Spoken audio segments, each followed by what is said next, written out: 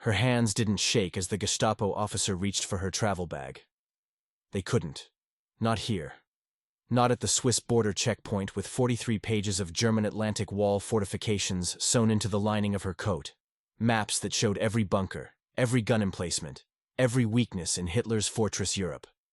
The officer's fingers moved slowly, methodically, and Noor Inayat Khan kept her breathing steady, her smile polite, her eyes empty of the terror screaming through every nerve in her body. Because if he found what she was carrying, the firing squad would be a mercy compared to what the SS interrogators would do first. The morning sun cut through the station windows. The leather of his gloves creaked as he opened the clasp. And in that moment, suspended between freedom and annihilation, she thought of the 70,000 Allied soldiers whose lives depended on the intelligence pressed against her shoulder blades. The officer looked up at her. Their eyes met. This wasn't supposed to be her war. Noor Inayat Khan was a Sufi princess, a musician, a writer of children's stories. Born in Moscow to an Indian father and an American mother, raised in Paris in a house filled with poetry and pacifism, she had spent her early years crafting tales of talking animals and moral lessons for French radio. She played the harp. She studied child psychology at the Sorbonne. When friends asked about her faith, she would quote her father's teachings about the unity of all religions, the sacredness of all life. Violence was antithetical to everything she believed. War was something that happened to other people, in other places, in history books and newspapers. And then the Nazis came. June 1940 shattered the illusion that art and spirituality could stand against tanks and stukas. The German army swept through France in 6 weeks, and Paris fell with barely a fight. Noor fled with her family to England, watching from the deck of a refugee ship as the only home she'd ever known disappeared into smoke and occupation. In London, while her mother wept and her brother raged, Noor made a decision that would have horrified her pacifist father. She walked into a recruitment office and volunteered for the war effort. Not as a nurse, not as a clerk. She wanted to fight back. They told her women didn't fight. She told them to find another way to use her. British intelligence had been watching her file. Fluent in French, intimate knowledge of Paris. Trained wireless operator. And something else, something that couldn't be taught. A quality that the recruiter noted in his assessment. Appears completely unsuited for clandestine work due to her gentle nature and forthright honesty. However, demonstrates an extraordinary determination and moral courage that may prove invaluable. They sent her to the Special Operations Executive, the organization Churchill had created with a simple mandate: set Europe ablaze. The training nearly broke her. SOE's finishing school in Scotland was designed to strip away civilian instincts and rebuild operatives into weapons. They taught her how to kill silently with her bare hands, how to forge documents, how to construct bombs from household materials, how to withstand interrogation, how to live a lie so completely that the lie became reality. The instructors were skeptical. She was too honest, too kind, too visible. She couldn't tell a convincing lie to save her life, literally. One trainer wrote, "Not overburdened with brains but has worked hard and shown keenness. Unstable and temperamental. A person who will give away the show by her general behavior." Another was more blunt. "She will be a dangerous liability in the field." They sent her to France anyway. On the night of June 16, 1943, Noor parachuted into occupied France with a suitcase radio, false papers identifying her as Jeanne-Marie Renier, a children's nurse, and a cyanide pill sewn into her collar.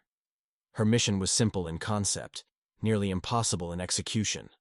She was to serve as a wireless operator for the Prosper Network, the largest resistance circuit in Paris, transmitting intelligence back to London and coordinating supply drops for sabotage operations. The average life expectancy for an SOE wireless operator in occupied France was 6 weeks. The Gestapo's radio detection vans could triangulate a transmission in under 30 minutes.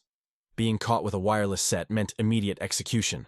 Noor lasted 4 months as the last remaining link between London and the Paris resistance. Within weeks of her arrival, the Prosper network collapsed. A catastrophic betrayal, never fully explained, led to mass arrests across Paris. Agents were rounded up by the hundreds. Safe houses were raided. The entire network infrastructure imploded overnight. London ordered the surviving operators to evacuate immediately. Noor refused. She knew what her refusal meant. Every day she stayed, the noose tightened. The Gestapo was hunting specifically for her now, the phantom radio operator who kept appearing on different frequencies, in different parts of Paris, always one step ahead of their detection vans. Her instructors had been right about one thing. She was wholly unsuited for deception. Neighbors noticed her. Shopkeepers remembered her. She was too kind, too memorable, too present in a world that required invisibility. But they had been wrong about her courage. What Noor understood, what her trainers had failed to grasp, was that moral courage and physical bravery were not the same thing. She was terrified every single day. The fear was a living thing, coiled in her chest, making every breath an effort. But fear, she had discovered, was not the opposite of courage. Fear was the price of courage, and she was willing to pay it. Because 70 miles north of Paris, the German army was fortifying the Atlantic coast with a defensive system so massive, so complex, that it might make an Allied invasion impossible. The Atlantic Wall, 15,000 bunkers, 500,000 obstacles on the beaches, millions of mines. If the invasion failed, the war could drag on for years. Tens of thousands more would die. And the intelligence that could prevent that catastrophe was sitting in resistance hands, waiting for someone to transmit it to London. Someone with a radio. The maps had been acquired through a combination of genius and almost suicidal risk. A French architect named René Duché, working under forced conscription for the Germans, had spent months assigned to Organization Taut, the engineering group building Hitler's coastal defenses. He had access to blueprints, inspection reports, and most critically, the master plans showing the entire defensive network from Calais to Cherbourg. For weeks, he had stolen documents page by page, photographing them in a darkroom he'd hidden in his apartment, then returning them before they were missed. The resulting intelligence was breathtaking in its detail. Bunker locations, artillery fields of fire, minefield patterns, underwater obstacles, troop concentrations, weak points in the defenses. It was everything the Allied planners needed to find a way through the Atlantic Wall. But the documents were in Paris, and London was across the English Channel, behind 300 miles of occupied territory and the most sophisticated counterintelligence apparatus ever created.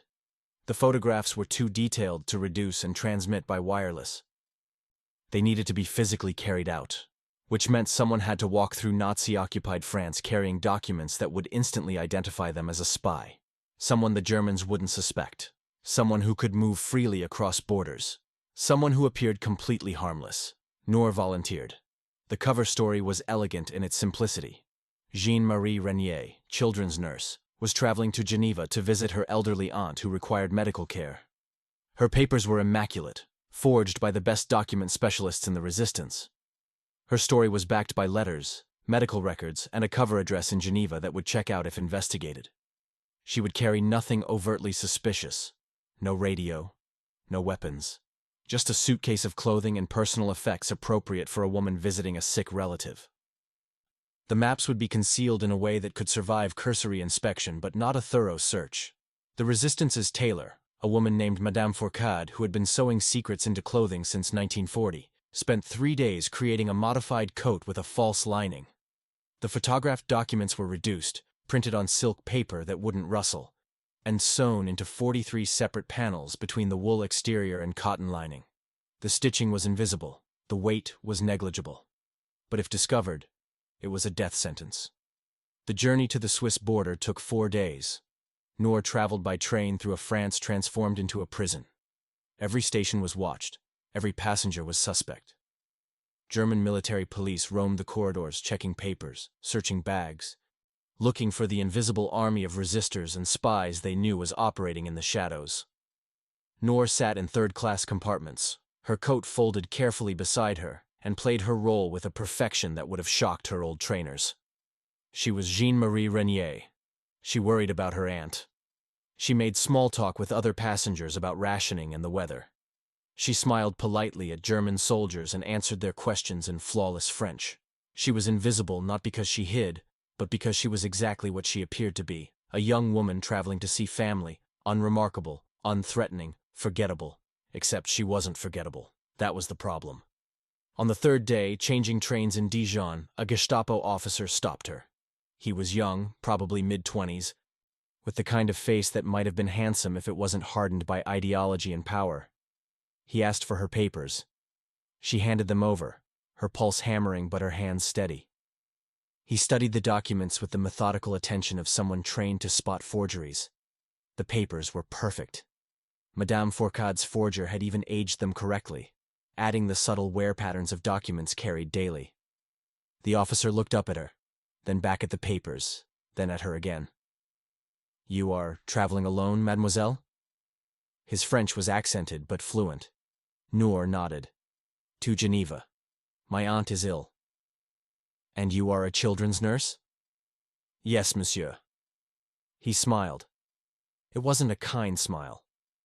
"Strange. You don't look like a nurse." The world tilted. Noor forced herself to breathe normally, to meet his eyes without flinching. "I assure you, monsieur, I am exactly what my papers say." He held her gaze for 3 heartbeats. Then he handed back her documents. "Enjoy your visit to Geneva, mademoiselle. I hope your aunt recovers." He walked away.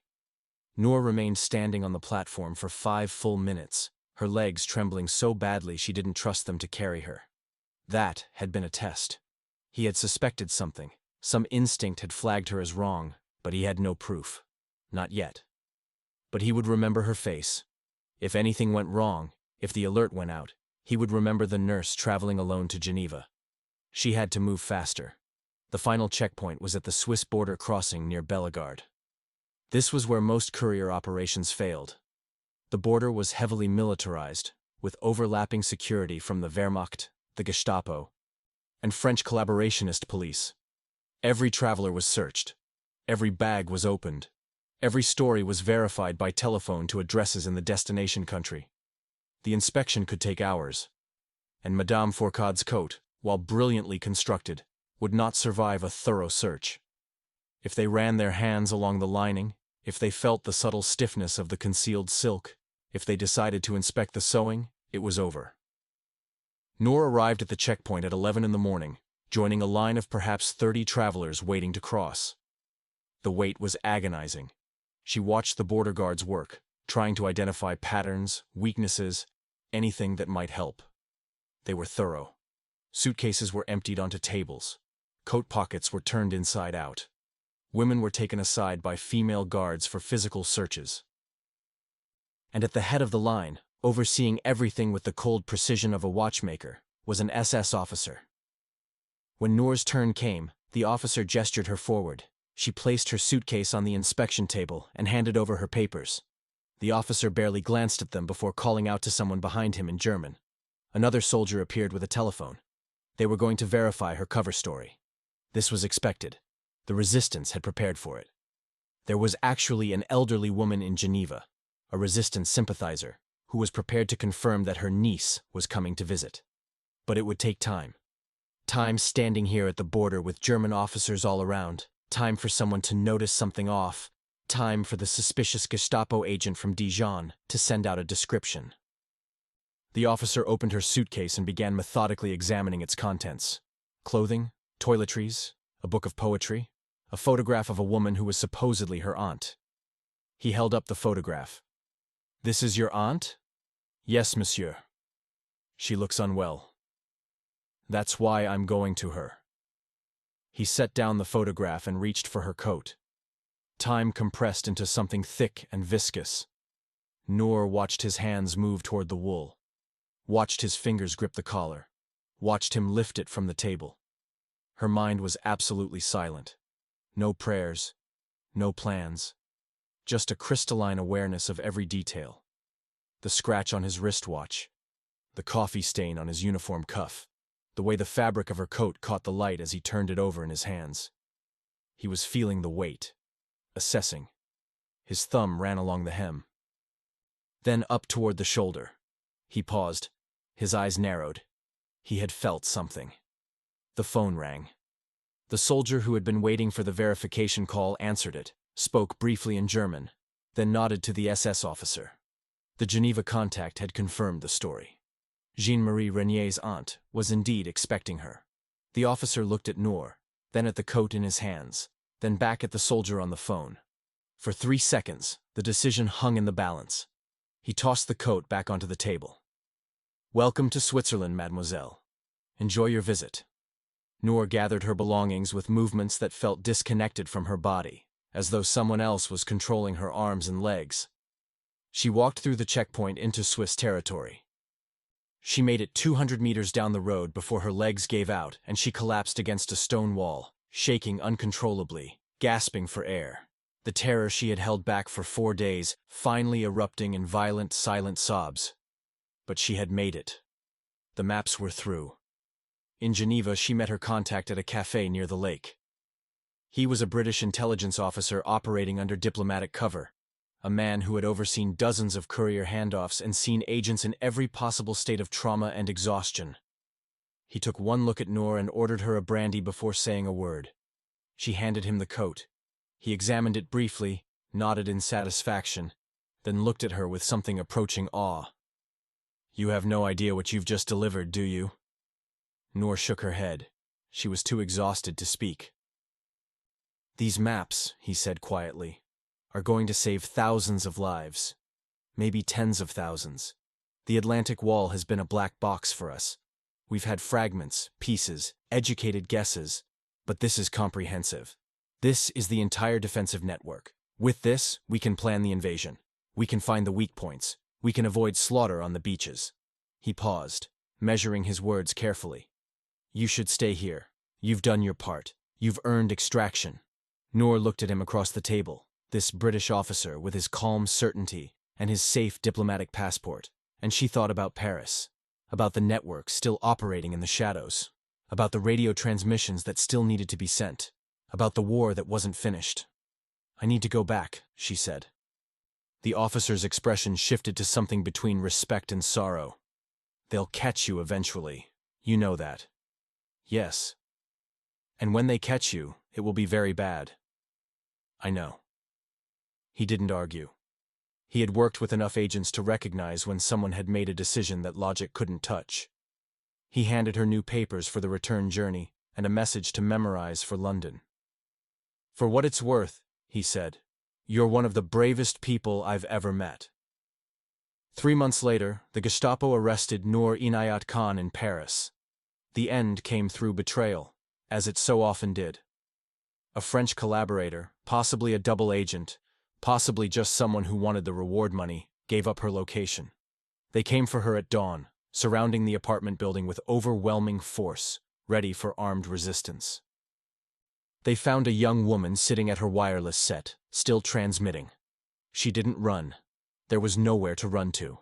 She destroyed her codes and cipher keys as they broke down the door, swallowing some of the paper, burning the rest in a wastebasket. But the radio itself was intact, and radios could be turned against their operators. For 10 months, the Gestapo tried to break her. They used every technique in their arsenal: solitary confinement, interrogation, physical torture, psychological pressure. They wanted her codes. They wanted her contacts. They wanted her to transmit false information to London, to compromise other networks. She refused everything. The interrogation reports, recovered after the war, described her as completely uncooperative and dangerously determined. They put her in chains. She kept refusing. They moved her to Pforzheim prison, where political prisoners were held in conditions designed to destroy the mind before the body. She was kept in darkness, in silence, in chains so tight they left permanent scars. Other prisoners, surviving the war, reported hearing her through the walls at night, singing quietly to herself in French and English. She never gave them anything. On September 12, 1944, as Allied forces were closing in on Germany, Noor Inayat Khan was transferred to Dachau concentration camp. The next morning, she was taken to the execution yard with 3 other female SOE agents. The SS officer in charge later testified that as she knelt for the executioner's pistol, her last word was "Liberté." Freedom. She was 30 years old. The maps she delivered to Geneva were used in the planning of D-Day. The intelligence from René Duches's stolen documents, combined with reconnaissance and other sources, gave Allied commanders the detailed knowledge they needed to identify Normandy as the optimal invasion point. The beaches where the Atlantic Wall was weakest. The sections where overwhelming force could break through before German reinforcements arrived. On June 6, 1944, 156,000 Allied soldiers landed in Normandy. Casualties were heavy. Utah Beach, Omaha Beach. The names became synonymous with sacrifice and courage. But the invasion succeeded. The Allies punched through the Atlantic Wall and began the liberation of Europe. How many lives were saved because the commanders knew exactly where the German guns were positioned, exactly where the minefields ended, exactly where the defenses could be overwhelmed?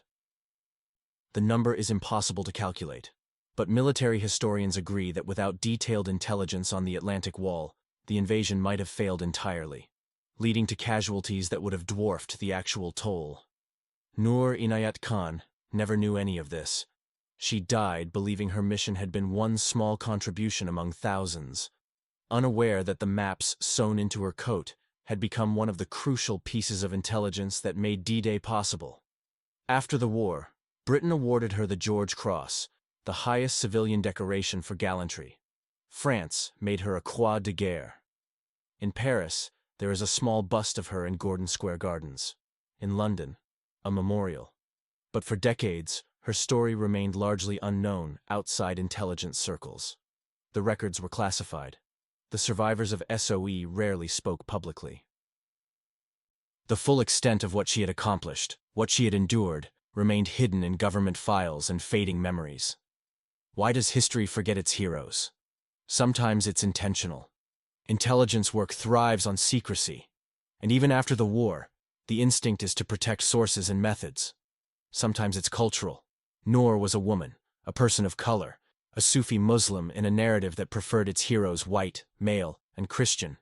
Sometimes it's simply the chaos of history. Millions of stories, millions of acts of courage, and only a handful break through the noise to become legend. But every forgotten hero matters. Because heroism isn't about recognition. It's about the choice to stand between evil and innocence, even when the cost is your life. Noor Inayat Khan was a pacifist who learned to fight. An idealist who survived in a world of lies.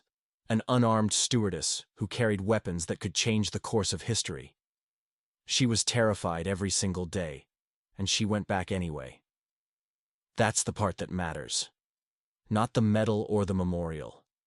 The choice. The moment at the Swiss border when she could have stayed in safety and went back into occupied France. The 10 months in prison when she could have broken and didn't. The morning at Dachau when she could have begged and instead said, Liberté. Those choices define what humanity can be when tested beyond endurance. The war produced millions of heroes. Soldiers who charged machine guns. Pilots who flew into flak. Sailors who went down with their ships. And among them, scattered through occupied Europe, were people like Noor. The wireless operators. The couriers. The forgers and safe-house operators, and the 1,000 invisible contributors who made resistance possible. Most of them died. Most of them died unknown. But they bought time. They saved lives. They kept hope alive in the darkest hours. 79 years after her death, Noor Inayat Khan's story is finally being told. Not because historians suddenly discovered new documents, though some have emerged. Not because there's a political movement to celebrate forgotten heroes, though that exists too. But because we need these stories now. We need to remember that ordinary people, armed with nothing but courage and conscience, can stand against overwhelming evil and change history. We need to remember that the unarmed are never truly without weapons. Noor's weapon was information. Her weapon was moral courage. Her weapon was the willingness to suffer and die so that others might live free. That's not the kind of weapon that appears in military parades or shows up on balance sheets of power. But it's the kind of weapon that ultimately decides wars. The coat still exists, preserved in a museum collection. You can see it if you visit the Imperial War Museum in London, though it's not always on display.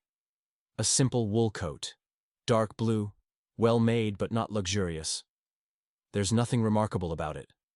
No bullet holes, no dramatic bloodstains. Just careful stitching along the lining where Madame Fourcade sewed in 43 panels of silk paper containing the secrets of the Atlantic Wall. If you didn't know what you were looking at, you'd walk right past it. Just another artifact from another war. But that coat crossed the line between occupied France and freedom with intelligence that changed the course of history. It passed within inches of German officers who could have discovered it with a single thorough inspection. It survived because the woman wearing it refused to break character even when every instinct screamed to run. And 70,000 Allied soldiers came home because of it. That's what courage looks like when it's real. Not dramatic speeches or heroic charges. Just a young woman on a train, wearing a coat full of secrets, choosing hope over fear for 4 days straight. History tried to forget her.